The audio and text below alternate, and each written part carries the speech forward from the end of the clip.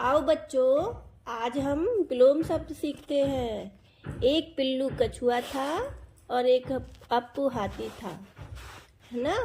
तो इसके ऊपर हम एक कहानी बोलेंगे और उसमें जो विलोम शब्द आएंगे वो हम सीखेंगे आज। एक घना जंगल था, वहाँ बहुत से जानवर रहते थे। सभी सुखी थे, कोई दुखी न था। अब आपने देखा यहाँ सब सुखी हैं और कोई दुखी नहीं है, तो इसका मतलब हुआ ये एक विलोम शब्द है। यानी सब खुश खुश रह रहे थे वहाँ जंगल में, कोई भी दुखी नहीं था, कोई परेशान नहीं था। ऐसे ही हमने क्या सीखा, सुख का क्या होगा विलोम शब्द? दुख, है ना। अब स्टोरी आगे चलती है। सभी एक दूसरे के दोस्त थे, किसी का कोई दुश्मन न था।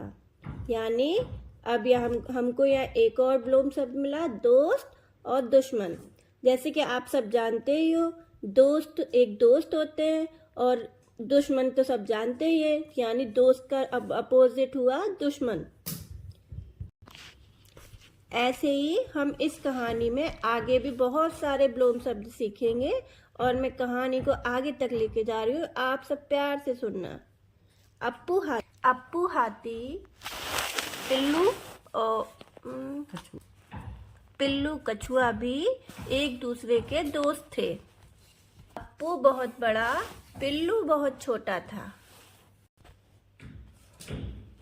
अप्पू मोटा भी था, पिल्लू बहुत पतला भी था। अप्पू गोरा था और पिल्लू काला था। एक बार अप्पू ने पिल्लू से कहा, चलो दूसरे जंगल में घूमने चलते हैं।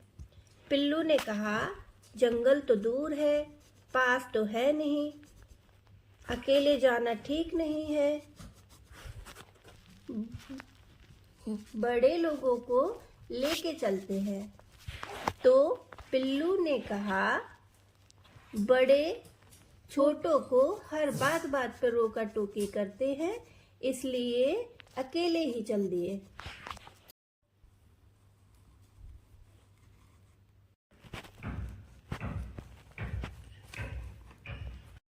चारों ओर अंधेरा था, उजाला तो था नहीं। पिल्लू डरपोक था, अप्पू निडर था। दोनों रात को चलते रहे, दिन होने में देर थी। तभी अचानक शेरों का झुंड दिखाई दिया, है ना।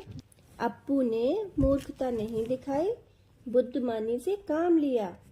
अप्पू ने पिल्लू से कहा, हमारे साथी कहाँ रह गए? हम जल्दी आ गए, उन्हें देर क्यों हो रही है?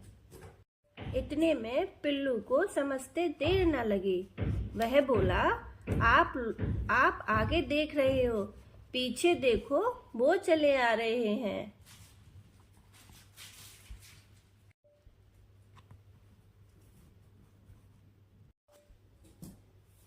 इतना सुनते ही शेरों का झुंड भाग गया।